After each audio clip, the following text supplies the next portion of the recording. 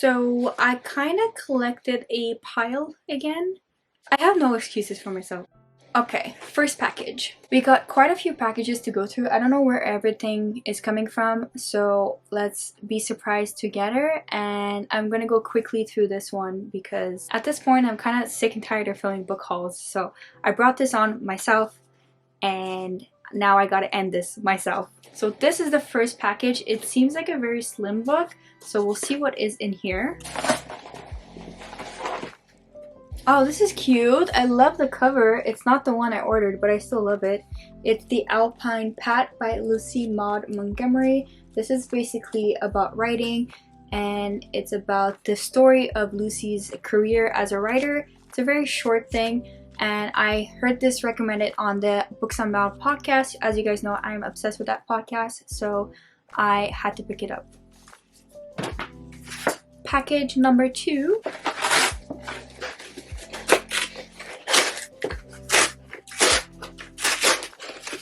Some of these are so hard to open. Oh, it's wrapped. Oh, it's Veils and Words, The Emerging Voices of Iranian Women Writers by Farzaneh Milani. And the cover is gorgeous and stunning. So yes, I really wanted to pick this one up. I finally got it.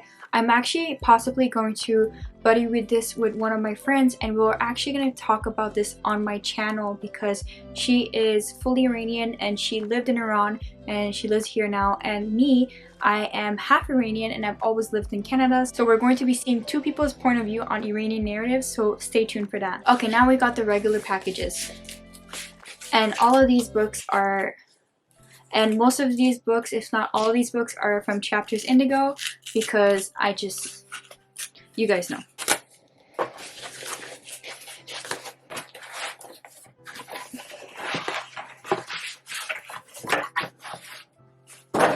Oh my god, this is a beautiful Penguin classic book, and it's Layli and Majnun by Nizami Ganjavi.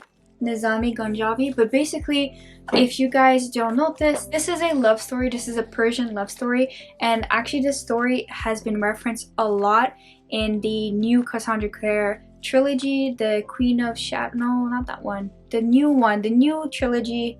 Oh my god, I'm having a brain fart. I'll insert the book that I'm referencing here, and so she based some of the passages on this love story, and it was so beautiful, and I've heard of it but I've never read it, so now I have it. Okay, next package. This is so satisfying to do. Oh, it's a French book. It's Lanzarote by Michel Houellebecq. It's a French book. I have no idea what this one is about. It's a new release, and I think it's about a tourist. I think it's about a tourist that is like rambling about his impressions of the world and the turn of the century. So should be good, should be controversial because Michel Houellebecq writes a lot of controversial things. So that's why I've been collecting his books. I've only read one of his books, one of his short stories, and one of his collection of poems. So I got this one because it's short, and you guys know I've been trying to read more French books, so I might be going through this one next. Then we got the next package.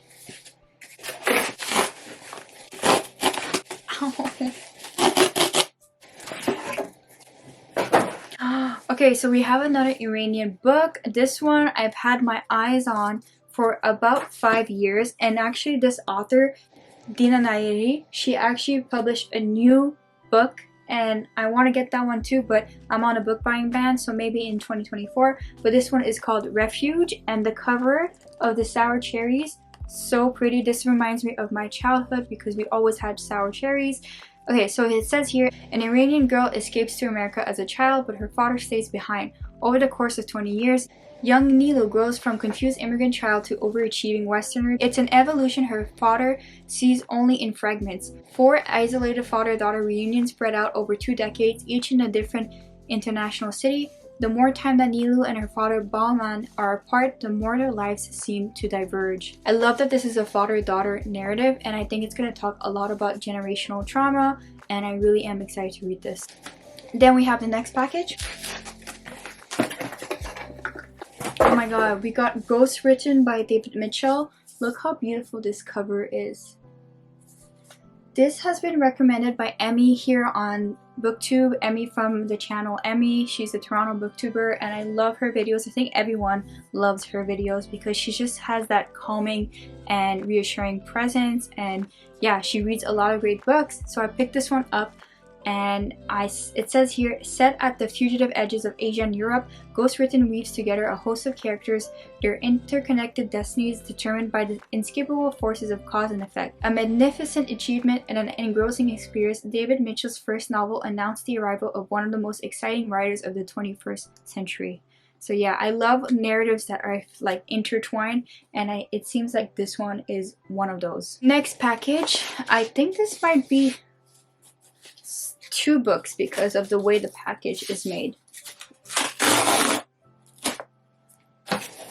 Oh my god, okay, this is the book I've been waiting for the most, and it's called Unmasking Autism by Devon Price, and it's discovering the new faces of neurodiversity. I've heard so many great things about this book on TikTok and how it's changed people's lives, and yeah, I'm not gonna talk more about it. If you're interested in this type of thing, pick it up, and if you think this might help you, definitely pick it up as well. Next package.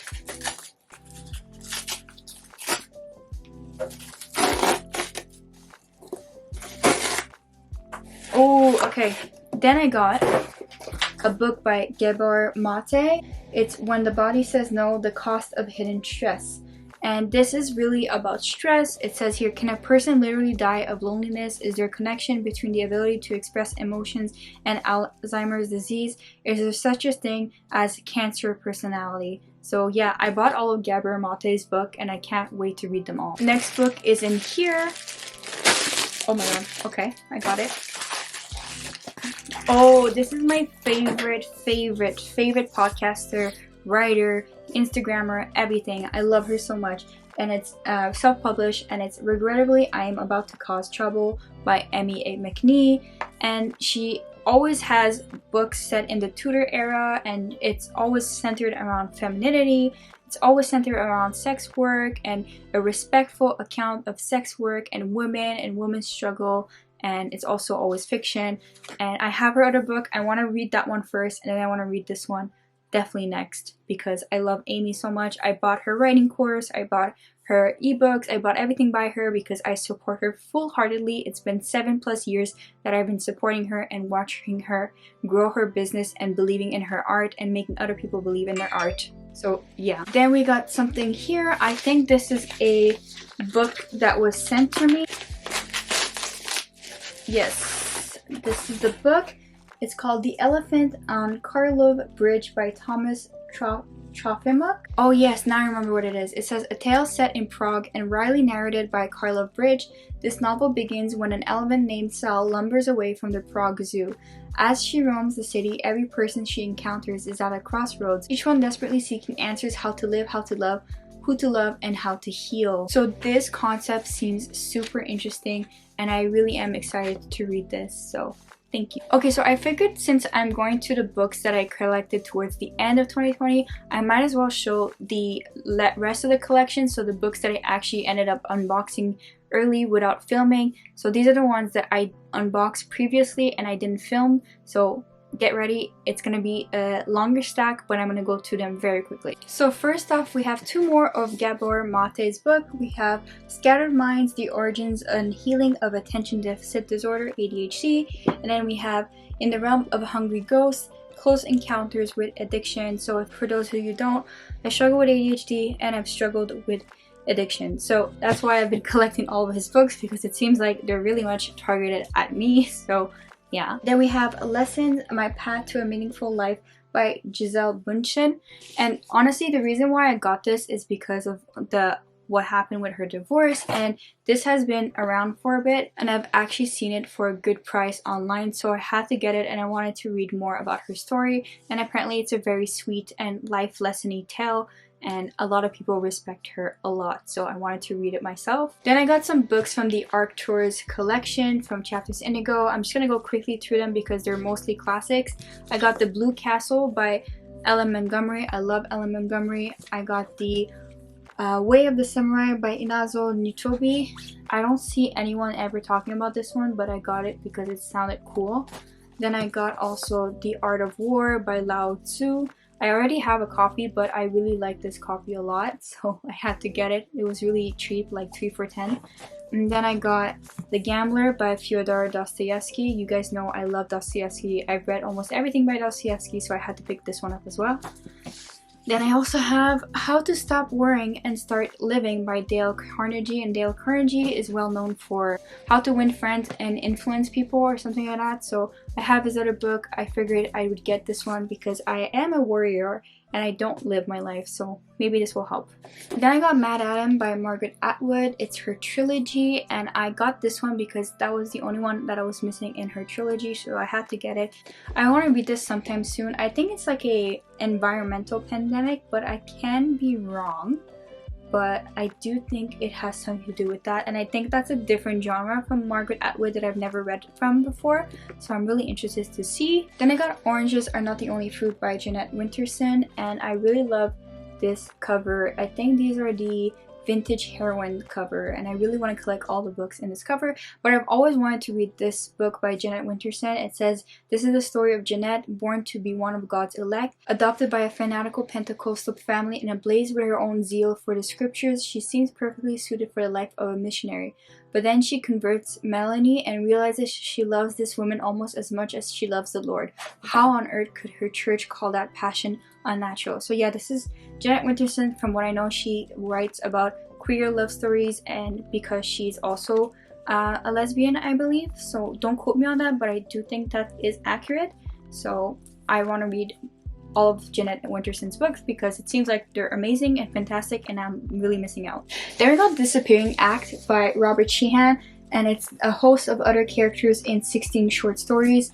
And honestly, I love the cover. I love Robert Sheehan. Robert Sheehan has been like my childhood crush or my teenagehood crush. I've watched everything he's been in, Misfits, Umbrella Academy, so many more. I just am blanking right now. And I feel like he's an interesting person and he plays interesting roles. So the fact that he wrote something and no one is talking about it, I was like, I need to be the one talking about it and reading this. Unfortunately, this was really expensive though. So you know I really like him when I bought this because I really wanted to read it, although I spent almost like $40 on this book, but I had to. Then I got The Lost Children Archive by Valeria Luisley. And the reason why I got this is because everyone's been talking about this book since White Lotus season 2. I don't really know that much about this, but it says a mother and father set out with their 2 children, a boy and a girl, driving from New York to Arizona in the heat of summer. Their destination, Alpacaria, I don't even know how to say it. Their destination, Alpacaria, the place the Apaches once called home. The Apaches or Apakis. Someone comment me down below. I'm not really familiar with US history because I'm from Canada. So apparently it's about the immigration crisis. So it sounds good. It does sound good, and everyone has been loving it because of White Lotus, so I had to pick it up for this price. Then we got The Disappearing Earth by Julia Phillips, and this book is about one August afternoon on the shoreline of the, oh my god, another word, Kamchatka Peninsula at the northern east edge of Russia. 2 girls, sisters 8 and 11, go missing. In the ensuing weeks, then months, the police investigation turns up nothing. I think this is gonna be an interesting, actually real life tale of the disappearances of little girls. I think this is going to be a very interesting book about a community, and I really look forward to reading it. Then we got Empty, a memoir. It says, for more than 30 years, Susan Burton hid her obsession with food and the secret life of compulsive eating and starving that dominated her adolescence. This is the relentless, honestly, fiercely intelligent story of living with both anorexia and binge eating disorder, moving past her shame and learning to tell her secret. I really wanted to get this one because I've also suffered from anorexia and binge eating, so too much has been revealed in this video. Then we got The Mercies by Kieran Millo. Oh, something is blocking. Hargrave? Millwood Hargrave, okay. and I heard of this because of Reagan on Peru's Projects channel. She said that this novel is really beautiful, and there's a quote here by Madeline Miller, and it says here, Finnmark, Norway, 1617, 20-year-old Maren Maxnadottir stands on the craggy coast watching the sea break into a sudden and reckless storm. 40 fishermen, including her brother and father, are drowned and left broken on the rocks below. With the menfolk wiped out, the women of the tiny Arctic island of Vardo must fend for themselves. Oh, now I remember what this was about. This seems really interesting, actually. Then we have What If 1 and What If 2 by Randall Munro, and this is so cool. The concept of these are really cool. So it's basically questions, what if questions that are really ridiculous, but the author actually offers an answer, and it's depicted through images and explanations, and it sounds like a really cool concept. I'm really one of those people. I think it's because I'm a writer. I really have all these what if questions all the time, so I think this one's going to be fascinating and entertaining, and I think also it might be funny as well. Then I got The Spy of Venice by Bennett Brandet because it seems like a fun retelling of William Shakespeare. It says here, August 1585, England needs its greatest hero to step forward. When he is caught by his wife in one ill-advised seduction too many, young William Shakespeare flees Stratford to seek his fortune. Cast adrift in London, Will falls in with a band of players, but greater men have their eye on this talented young wordsmith. England's very survival hangs in the balance, and Will finds himself dispatched to Venice on a crucial assignment. So, I don't know, I just found it really interesting, and hopefully it's good. It is fiction, so we'll see. Then we have these really short stack of books. I have Madeline Miller's Galatea. Basically, this is a short story following the Song of Achilles. Then I got Shelley poems, and then I got Emily Bronte poems. I think it's Bronte, yes, Bronte poems. So I got them in the Everyman Library Pocket Poets. I really like these editions. Then I got We Are Still Here, Afghan Women on Courage, Freedom, and the Fight to Be Heard. And it's edited by Nahid Shahalimi, and it's a foreword by Margaret Atwood. Then I got Le Fantôme de l'Opéra by Gaston Leroux, and that's the Phantom of the Opera, but it's originally written in French, so I always get the original French version. So I'm really excited to read this one because I've never read the story, and then I want to watch the movie adaptation. Then I finally took the plunge and I got Crying in H Mart by Michelle Zauner. It's a very sad tale of Michelle talking about her mother and her mother's passing, as well as her own music career, and how her mother was against it and how she still went forward with it. And apparently it's a very beautiful book and everyone seems to have loved it, and I'm the last one on the trend, but yeah. Then I got Tom Felton's memoir, and it's Beyond the Wand, The Magic and Mayhem of Growing Up a Wizard. I don't hear anyone talking about this, but when I heard that he's coming out with his own memoir, I had to buy it. Like, who cares about the Prince Harry memoir when you have the Tom Felton memoir, right? Then I got Our Missing Hearts by Celeste Ng, and this is a 12-year-old girl. Bird Gardner lives a quiet existence with his loving but broken father, a former linguist who now shelves books at a university library. Bird knows not to ask too many questions, stand out too much, or stay too far. For a decade, their lives have been governed by laws written to preserve American culture in the wake of years of economic instability and violence. To keep the peace and restore prosperity, the authorities are now allowed to relocate children of dissidents, especially those of Asian origin, and libraries have been forced to remove books seen as unpatriotic, including the work of Bird's mother, Margaret, a Chinese-American poet who left the family when he was 9 years old. Oh my god, it's a long description, but this sounds really, really good. This sounds very timely right now, and I already know this is going to be a heartbreaking tale. Then I got Burn After Writing. It's basically a writing book where you just answer the prompts, and then after, when you're done, you burn it. I don't know, I thought it'd be fun. Then I got Man's Search for Meaning by Viktor Frankl. I'm not going to be telling the summary for the rest of these books because I think they're pretty popular, that most people know them. Everything will be linked down below, but I'm not going to go through like in-depth details. So this is the Holocaust survivors story. And then we have The Midnight Library by Matt Haig. So it's like this depressed girl, she gets the ability to go into one library and choose different paths of her life, and apparently this is a very transformative story. Then we got Red, White, Royal Blue by Casey McQuiston, and this is like the love story between two diplomat sons from different countries, from England and the States.